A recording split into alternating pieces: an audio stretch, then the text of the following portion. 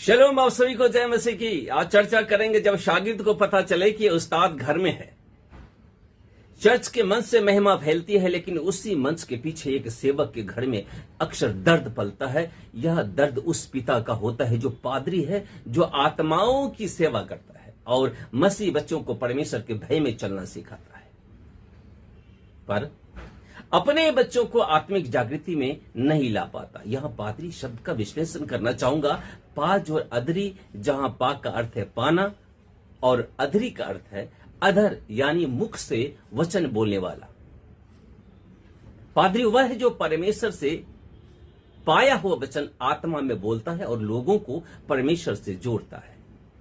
वह केवल प्रचारक नहीं, यहोवा का वाणी वाहक होता है। जब एलीशा ने एलिया को केवल नबी नहीं अपना गुरु पहचाना, तभी उसे दोगुना अभिषेक और विरासत मिली। दूसरा राजा अध्याय 2:9-15 पढ़िए। जब शमूएल ने एली की आवाज में परमेश्वर की बुलाहट को पहचाना, तब वह भविष्यवक्ता बना। 1 शमूएल अध्याय 3:1-10 पढ़िए। जब यहोशू ने मूसा को उस्ताद माना, तब वह अगला अगुआ बना।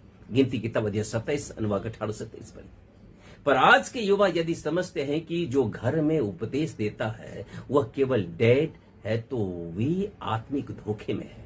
मन से निकलने वाला वचन आत्मा में पकाया हुआ भोजन है। जिस घर में मसीह का दूत हो, वहां हर सदस्य आशीष का अधिकारी होता है।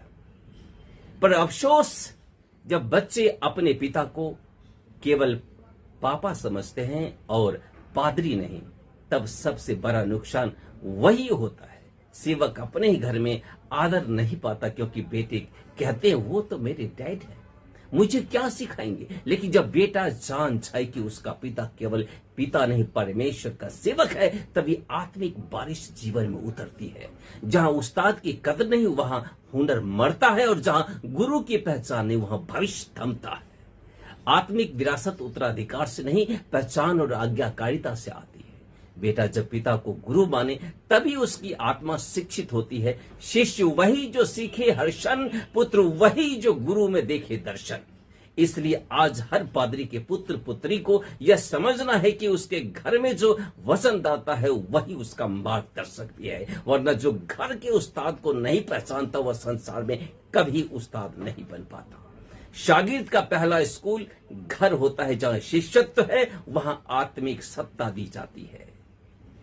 परमेश्वर आप सभी को आशीषित करे। एक बार फिर आप सभी को शलोम, जय मसीह।